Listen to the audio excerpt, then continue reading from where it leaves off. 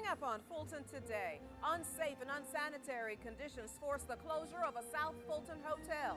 We'll have details. And we'll tell you about several programs to help keep the county's children educated, productive, and protected. Fulton Today is next. From the Government Center in downtown Atlanta, you're watching Fulton Today with Shania Chavis.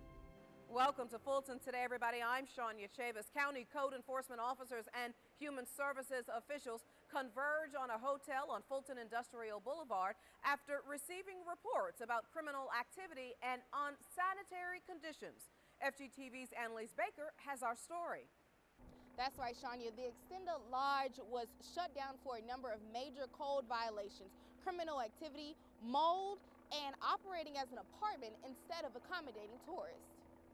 Room by room, police and code enforcement officers knocked on doors to tell residents it was time to move out.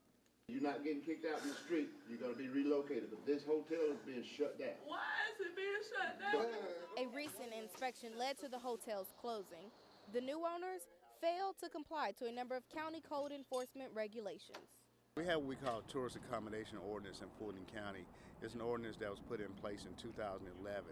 With that ordinance, based on high volumes of calls for service from police, fire, code enforcement, basically behavior that's unbecoming of an establishment, it allows the county to come in and revisit some things in terms of pulling the revocation of the tourist accommodation permit. The first floor was used for storage. Insects infested the facility. Fire extinguishers had not been inspected. For obvious health reasons, residents needed to be removed from the facility with the help of emergency and transitional housing staff. They always call in Housing and Human Services to provide housing options to whatever residents that are affected. So we're not in a situation where we're trying to hurt people. We're actually here to provide whatever assistance to make sure people that are not out on the street are living in their cars. Arrangements and reimbursements were scheduled for displaced residents. As for the owners, they must attend a hearing before reopening the facility or the establishment will be shut down. Fulton County has a vested interest to make sure that we ensure the health, safety, welfare of its citizens, residents, and visitors. This hotel closing is just one of many efforts being made to clean up the Fulton Industrial Boulevard corridor. Reporting from Fulton Industrial Boulevard, I'm Annalise Baker for FGTV. Thank you very much, Annalise. Meanwhile, MARTA's new general manager says he's ready to change the perspective of what people think about the mass transit system. Keith Parker outlined his vision and plans for MARTA during a meeting with the Fulton and DeKalb County commissioners. We want to create an environment where our employees feel welcomed, where they're feeling proud about being MARTA employees and serving as ambassadors for the agency. Secondly, we are going to do a whole host of things to improve our fiscal situation so that by the end of the 4 years from today, we will be fiscally balanced. We'll have a balanced budget. And then the third thing is to significantly improve the perception of MARTA in the community as a whole, with our stakeholders, with our customers, and so on. If we can get those three things done, we will be moving forward in a very progressive way. The meeting also included discussions about MARTA route changes, the completion of camera installation on the buses, and more technological enhancements on the bus and train routes. There was also discussion about legislation that forces MARTA to privatize major functions and change the way Fulton and DeKalb appoints board members. Young men are learning the importance of keeping cool, calm, and connected. It's all a part of the county's Youth Leadership Academy for Boys. The Office of Children and Youth held their third annual One Humanity Conference. Today is about you. You sitting at the tables, you're under the age of 16, it's about you today. The program offers extracurricular activities to help the boys develop into responsible leaders, gentlemen, and men of character. Here now to talk to us about the conference is Melinda Pruitt. She is the Division Manager for the Office of Children and Youth. Melinda, good to see you again. Hi, Shania. Thank you for having me. So, Melinda, talk to us a little bit more about this conference and its importance. This conference is extremely important. One of the things that we really have to do is to teach our children that we are all connected. We are all human beings living on one planet, and we have to learn to live together and to be able to manage our differences and our likes. And so it's important to study humanity and to bring our children together so that they can learn to cooperate with each other and work together in harmony. And what were some of the things that were taught at the conference? Teamwork, how to think individually and then bring their thoughts and ideas together collectively as a team. They will learn the importance that everyone on the team is important. So their activities, they can't win unless everyone wins. And that's important for our young people to know. And we noted that some of the presenters at the conference were 7th graders. Talk to us about that. Wow, what an exciting time for us, because our 7th graders, these are young men who have been with us since the 3rd grade, have been positioned as our presenters. They have learned the games, they know the importance of it. We've done rehearsals and practices so that they can really facilitate all of the activities, and they will be accompanied with our youth commissioners. So it will be a young effort, young people talking to young people. And finally, what are you hoping that the boys will walk away with from this conference?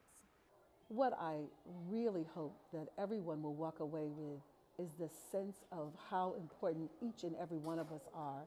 And I really want them to understand the importance of giving back, the importance of caring about other people, and learning how to work together in harmony. Melinda Pruitt, Division Director with the Office of Children and Youth. Great to see you, and thank you so much for your time. Thank you so much for having me. I appreciate the opportunity to talk about the program. Now, the Youth Leadership Academy for Boys is open to 3rd grade students enrolled in the Fulton County School System. If you'd like to get more information, you can contact the program coordinator, Matthew McNeil. Meanwhile, early childhood development was the focus of a statewide summit on child care providers. Juvenile court served as one of the viewing sites for the film Young Brains and Education during the summit. It was streamed live via intranet from Emory University. The film focuses on early childhood development and the importance of high-quality child care for children involved in the court system. If we could sort of track the trajectory in the lives of children that end up here at juvenile court, probably in many cases the first domino that you would probably see fall in a series of events is probably early childhood development and education. Studies show nearly half, or 48%, of youth in the juvenile justice system are functioning below the grade level appropriate for their age. Now, another group of students learned the importance of pedestrian and bicycle safety. The Sheriff's Office gave students at Oakley Elementary School in Union City reflective safety vests and helmets as a part of a program to increase their visibility on the streets and to keep them from being involved in vehicle crashes. We're having too many of our youths involved in accidents, and so we're trying to ensure that they are educated, and we're going to provide them with some materials, some safety vests, so we can ensure that they're safeguarded. According to Safe Kids Georgia, motor vehicle crashes, drownings, and falls are the leading cause of death among children ages 1 to 14. The Sheriff's Office will take its children pedestrian program to 35 county schools.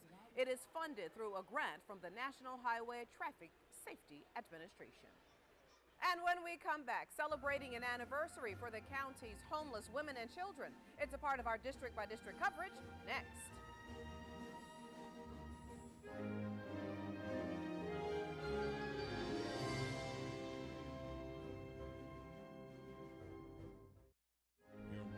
Fulton Today.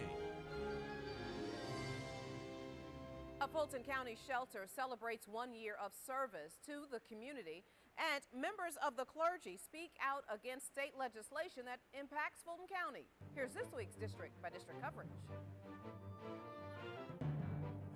We begin in District 1 with Chairman John Eves as he spends quality time with students at the Atlanta Speech School. The chairman spoke to 5th graders about growing up in Jacksonville, Florida. He explains that life is not always easy, but hard work will eventually bring success. But I want to share some things about my background that I think may help you. Commissioner Eves' visit to the Atlanta Speech School was a part of a Black History Month celebration. The students were interested in finding out what the chairman's job includes. Eves shared his experience meeting President Barack Obama and traveling around the world. District 5 residents attend a community meeting to find out the latest on the Northwest Regional Library construction project. The new 25,000 square foot facility will replace the Bowen Bankhead and Perry Holmes libraries. The Northwest Regional Library will sit on the northeast corner of Perry Boulevard and Hollywood Road. Vice Chair Emma I. Darnell continues to encourage citizens to provide feedback on the project. Each of us are a part of this library, and we're each responsible for being sustainable and producing a site and contributing to a project that's energy efficient and environmentally friendly. This project is included in Phase 1 of the library building program that also includes 10 projects and 8 new libraries. Phase 2 consists of 23 renovated libraries. Both are funded by a library bond referendum approved by Fulton County voters in 2008. The District 6 community celebrates the one-year anniversary of the opening of Springdale Place. The 24-hour facility offers transitional housing for homeless mothers with children. The center has served 180 families since last year. Public and private partnerships play a vital role in keeping the shelter in operation. You know, they say it takes a village to raise a child. Well, in this case, it has taken a village to really make this program successful. We have a number of sponsors that just jumped in feet first to say, you know, we want to support our community, and they have done that. Health services, counseling, education, and employment training are available for women at the center. Springdale Place is modeled after the emergency men's shelter, Jefferson Place in northwest Atlanta. And finally, in District 7, Commissioner William Bill Edwards teams up with South Fulton clergy members at the Georgia State Capitol. The group discussed legislation that has been introduced by the General Assembly and the effects that they could have on Fulton County. We call on the sponsors of these bills to look beyond personal agendas and to consider the devastating impact of this reduction in funding that's available to vital services in Fulton County, and that its impact on our most vulnerable citizens. We know that we can work together with our legislative leaders to assure that Georgia and Atlanta in particular increasingly become an attractive place to relocate business. Later that day, a town hall meeting at Jackson Memorial Baptist Church brought out residents in large groups. Citizens approached the commissioner and clergy members with a host of questions. After attending the event, community leaders hope that the residents will share the information. The difficulty of and the complexity of the issues before us is not what disturbs me. The issue is that the bigger the problem is, the greater the victory. Commissioner Edwards has led several community events to get the word out about House Bills 170, 171, and 172. To find out the status of these bills, go to the Georgia General Assembly's website, www.legis.ga.gov. With this week's district-by-district coverage, I'm Darrell Peak. Thank you very much. Now, you can catch more of your commissioners at work all this week with the rebroadcast of the Board of Commissioners meeting right here on FGTV. And when we come back, the county's commitment to its employees' health and wellness pays off. We'll explain when we come back.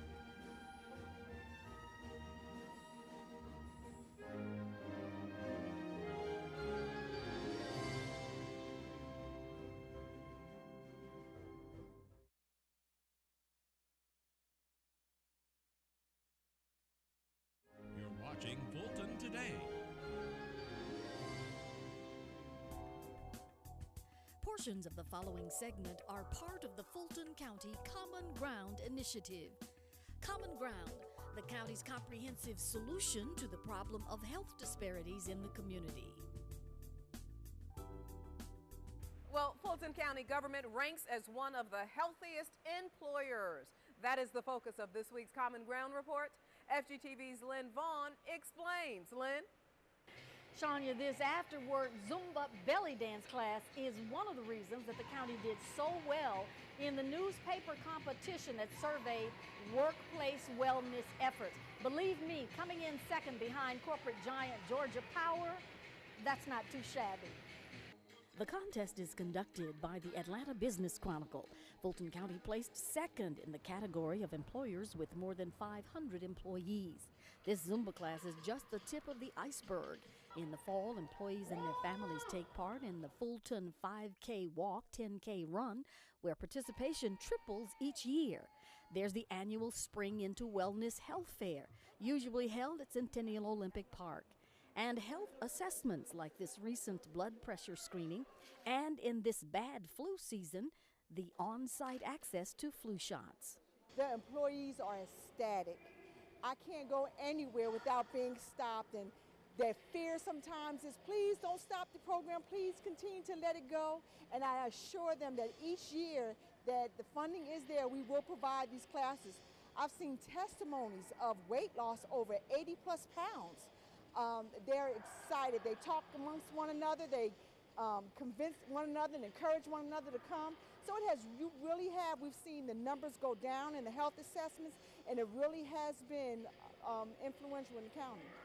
Women like the classes, men prefer the fitness gym for working out. Russian says in addition to promoting good health, the programs have helped reduce the county's health insurance costs. 42.5 is the average age of every county employee, and that's older than any other industry. So because that is older and our chronic rate of disease is 10% higher than the industry, there was a need. And so we just figured that we just pull together and get it done. I just see people just active, very active. They're becoming more active now. It's just amazing. And for those who like less vigorous exercises, there are even yoga classes. Right ear, right shoulder. You know, this class is one of my personal favorites, but the Wellness Committee has incorporated so much variety into the overall program for employees that there is something for everyone who wants to stay healthy and get fit. In the Government Center Atrium, downtown Atlanta, I'm Lynn Vaughn, FGTV. Thank you very much. Now, for more information on the county's award-winning health and wellness program, visit fultoncountyga.gov. Remember, the goal is to keep county employees in good health to better serve you. Well, it is never too late to learn how to take care of your heart. That was the message to these seniors at the Southeast Neighborhood Senior Center in Atlanta. Public health educator Angela Johnson says heart disease, once the #1 cause of death for women, now is the leading cause of death for men and women. The best thing that you can do, too, other than knowing your family history, is knowing those risk factors that you have control over, and that is food, the food that you eat, your diet, and you also need to understand that you have to exercise. If you're a smoker, we would ask that you consider eliminating and working towards, stop smoking, because that puts you at a 2 to 4 risk of having heart disease. The seniors tell us the presentations provided by Fulton County's health services mean so much to them. They are offered at various locations throughout the county, including the library. One man shared his appreciation. It was very nice today, and we enjoyed. And he gladly shared what he learned. Everybody need to take care of their heart. Now, the only way you take care of your heart, eat right, drink plenty of water, walk, and then pray. To schedule a presentation on health topics of interest to you, visit fultoncountygahealth.org. Well, county first responders say that the job of a firefighter isn't what it used to be, and they say their insurance they have hasn't kept up with the dangers. The days that the firefighters go in and put out a burning building only and go back and cook dinner are way gone. Everybody now, if you notice, most of your local fire departments like Fulton County has gone from Fulton County Fire Department to Fulton County Fire Rescue. So everything that goes on now, you have situations where the firemen are going out to deliver babies. We're going out treating people that are shot. We have heart attacks, auto accidents. We're the first ones on scene. So firefighters have taken their case to the legislature in the form of a Senate Bill 119. The bill is named for a DeKalb firefighter who died after contracting cancer on the job, and for Fulton firefighter Harold Hoot Gibson, who died many years after contracting hepatitis C on the job. Firefighter paramedics Harold Gregory Hoot Gibson, July 2011. It was a long, painful process, but he contracted it from a needle stick. And what Senate Bill 119 will do is make it so that the state police officers, firefighters, and paramedics and EMTs will receive a benefit from the state's indemnification fund if they contract hepatitis C, any of the hepatitis, meningitis, AIDS, HIV, or mesothelioma. If enacted, the law would provide a $100,000 benefit in cases of what's called a delayed death. The family, the beneficiary, would receive $100,000 from the indemnification fund because the public servant lost their life in the line of duty of the citizens of the state of Georgia. Hines says 37 states and the federal government provide the coverage Georgians are seeking for their emergency services personnel. And still to come, the passion, the politics, and the paintings at the latest exhibit at the High. Stay with us.